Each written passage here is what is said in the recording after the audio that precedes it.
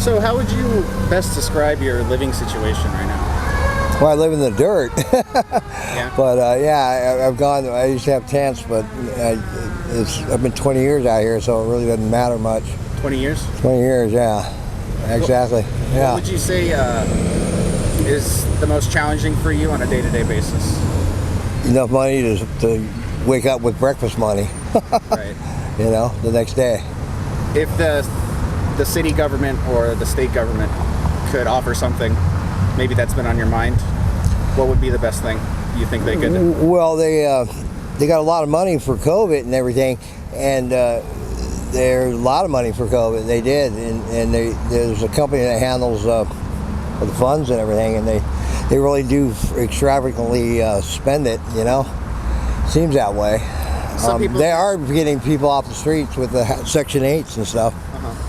Do you think having Section 8 maybe more easily accessible, like, would that help you specifically? Yeah, but I don't have anything on my credit. I have Section 8. And my credit, my report's blank. I've read in 3 places in life. And other than that, I got no credit at all, and the application is blank. I don't know anybody out there with jobs or anything. They look at it and they get scared looking at a blank application. Right. In a way. Yeah. Okay. Yeah. Do you have any? Have you had any issues with police harassing you at all? Yeah, after COVID lifted, a year went by with the COVID thing. Everybody backed off, and they were able to lay and sleep, you know, where they needed to. But as soon as it backed off, yeah, they've been coming down. Let's go homeless. Go get the homeless. You know. Like on a loudspeaker? Well, it seems like there's someone are driving around and they see somebody with a shopping cart, leave turn and go see what he's up to. I've seen that. Okay. Recently, you know. But. Flash the spotlight at you. Huh? Flash the spotlight at you when you're walking. Oh yeah, that. And you know, there's times, there's years and ups and downs and stuff in different areas, but it seems like they're always game for a push. Okay. They are, you know. I don't know, psychologically, that's what they're trained. What do you think they're trained for? They're training for, and they got a gun and a badge. They want action. Mm-hmm. They really do, you know. And it's not the 70s anymore, the 80s, where the streets were a little more wild. You had low caliber shootings and stabbings and stuff like that. Now it's sprained ankles and this and that, and bedridden elderly for trauma. Yeah. Yeah, I noticed And there's a lot of police a lot of police compared to regular society. It's almost 50-50, it looks like. Right. You know? Yeah. I'm not trying to down them. They got to deal with the person in suit and tie, and then they got to deal with the low-life homeless, you know, all the way. They get out of the car, that's what they got to deal with. But, yikes. So do you feel like housing is a human right, that everyone deserves at least some basic housing? I think it's medical. Human beings should have free medical. You know, but the housing, you don't really have to live dwellings, you know, like that. It's close quarters. They're really quiet, but it takes an active to go in there and sit and they don't have. I don't see too many people visiting these front rows here. And I just moved over here like a week ago, and I watch them. I don't see guests coming and going. It's the individuals themselves, and they are in their little cubicle.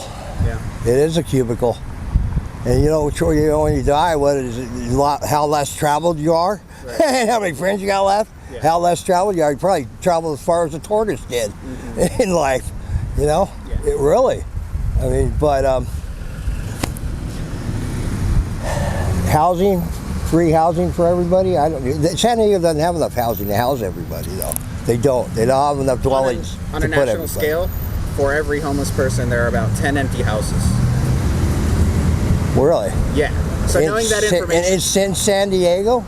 On a national scale. National, okay, yeah. Up north there is, and stuff like that. There's a lot of abandonments. So knowing that information, would you say that it would be in, you know, the best interest of society if we just took like a fraction of that and just ended homelessness overnight? Do you think that'd be a good thing? No, they wouldn't adapt to it. They're spoiled rotten. California, especially California homeless, they're stuck in their greed and their need. And I call it spoiled California homeless because it doesn't get too hot, doesn't get too cold. It doesn't take an Einstein to pick up trash and throw it away. Yeah. You know, it's. I mean, no matter where you are, they're like living on the streets pretty tough, right? Yeah, it is. It is because it becomes cutthroat. There's no really design out there, and it's you take from one person, take from the other. But all in all, it's just stuff until it comes down to your Social Security card, and that which you got to go out and replace again. But For this? shelters are good, but you're bedding down next to a couple hundred people, and you got to deal with their snores and grunts and stuff like that.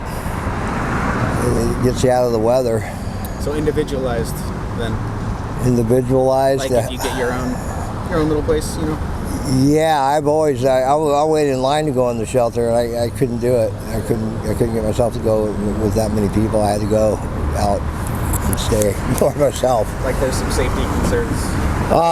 Or just mildly irritating. You know, back in the day, probably, and even now, there's safety concerns. Yeah, there is.